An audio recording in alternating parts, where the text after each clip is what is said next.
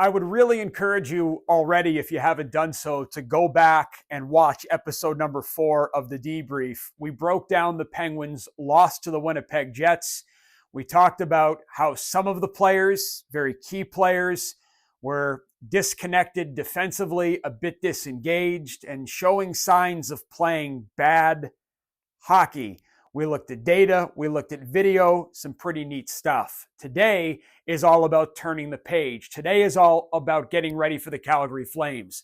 If I'm Mike Sullivan, do I sit certain players? Do I call certain players out in a video session? Do I just flush the loss?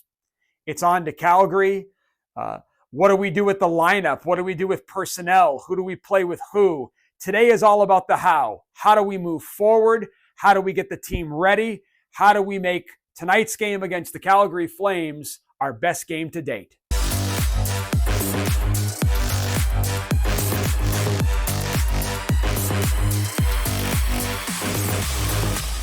You know, real good coaches, real good hockey people can watch video back and identify what went wrong. What's more important is how do we correct it and how do we approach it?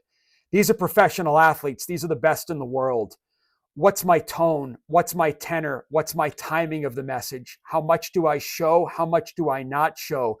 And it's especially more important, your approach, when some hard coaching is going to be directed at your best players. Because as we talked about in our last episode, the issue, the numbers in the video show it, against Winnipeg were top guys. Crosby, Carlson, to an extent Malkin. Russ didn't have a great game.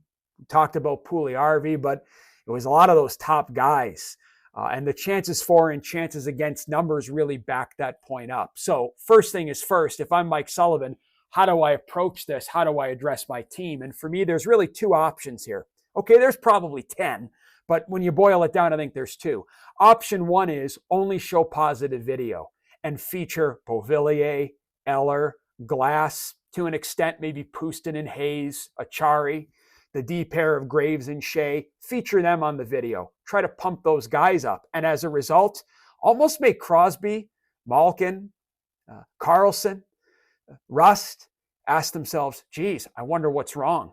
And try to entice them to come in and meet with you, or maybe meet with them one-on-one after, but almost strategically make them feel a bit left out. Now, I like option two. If I'm Mike Vellucci, David Quinn, or Ty Hennis, Mike Sullivan's assistants, I'm pushing for option two. And I would use Sidney Crosby as the example here. I would pull Sid aside. I would meet with him one-on-one, and I would talk to him about his performance. I would ask him a lot of questions, because that's what you have to do with today's athlete, particularly when it's your star player. You got to make it a collaboration, a dialogue, a two-way conversation. And I would say to Sidney Crosby at the end of the meeting, look, Sid, I'm going to show 3 clips of you today in front of the team. And I'm going to be hard on you in front of the team. I'm going to give you hard coaching.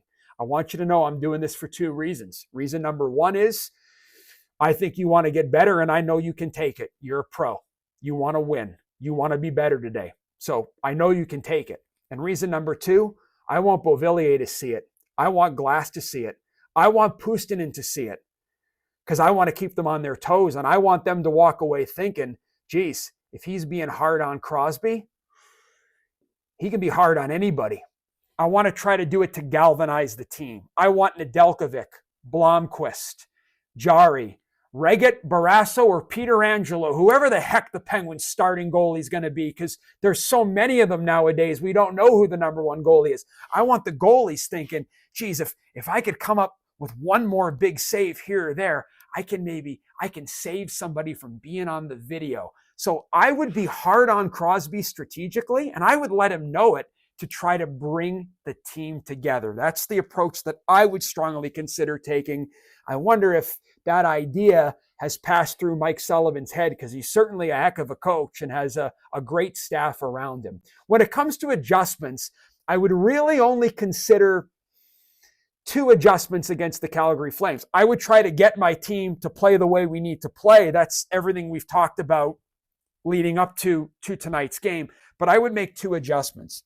The first is how the Pittsburgh Penguins cover the points in their defensive zone. When the puck goes low to high, red is Calgary. They're on offense. Black are the Penguins. They're on defense. When the puck goes low to high, the Penguins like to send their wingers out to pressure in tandem. I'm not a huge fan of that because while it puts heat on the opponent's point men, if a puck gets through or gets sent back down under control or somewhat under control, the weak side winger in particular, if he's up here when that happens, he has a longer route to skate to get back to the middle. And the Penguins desperately, some players more than others, need to do a good job protecting this area. Instead, what I would do is I would pressure more in layers. So puck goes low to high, strong side. Winger comes out, look big, take away the shot lane. And if the puck gets past D to D, then I would send my weak side winger or forward out, and I would have my strong side guy, of course, slide back. I'd have them more in layers, you're out, you're back, or you're out and you're back, versus in tandem, because I think it will help the Penguins really protect the middle, protect the house, and own the inside, which is very, very key. I'd also consider using more of a 1-2-2 forecheck at times versus a 2-1-2 forecheck, just to try to keep the Penguins a little bit more in a 5-man structure or 5-man position on the ice. It's not to say we want to back up. It's not to say we want to be passive. I just think at times a bit more patience would help the Penguins, and the forecheck might create that environment. When it comes to personnel, look, at the end of the day, I think what we're going to see is Bunting in for Puljujarvi. As I've talked about previously, Puljujarvi was just too much on the wrong side of the puck for me. I didn't like him with Raquel and Malkin. I think it's bad chemistry, bad vibes, and they need to get Bunting back in. Mike Sullivan said, and I'm paraphrasing here, we sat Bunting because we have higher standards for him. He wasn't up to snuff. They got to get him back in, and they got to see if he can display some sort of a positive response. And for me, you got to swap him for Puljujarvi. It's a natural switch. And what are you going to do? Take out Glass or Beauvillier? I mean, I don't think Puustinen deserves to come out. He had a good first game in the lineup.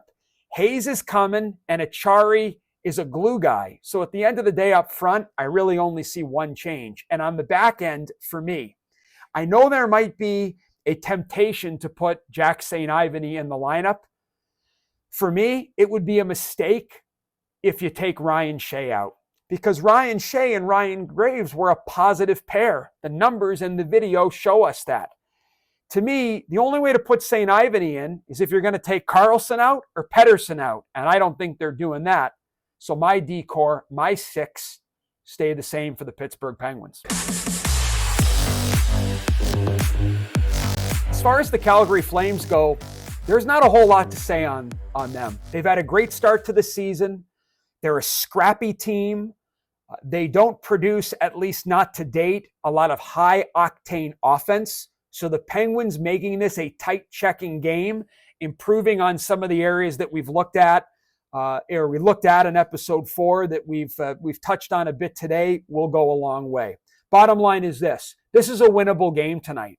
And the areas that the Pens were not good in against Winnipeg, it's very correctable. The Penguins just need to concentrate, and through the lineup, they need to have the proper value system. Stopping and starting versus looping, stick on puck, 5 back in the picture, win your one-on-one races and battles. We could go on and on. We need the Pittsburgh Penguins to focus on playing good hockey. And we need the Pittsburgh Penguins to take a page out of the Steelers playbook. I'm not trying to be cute here. Great defense leads to great offense.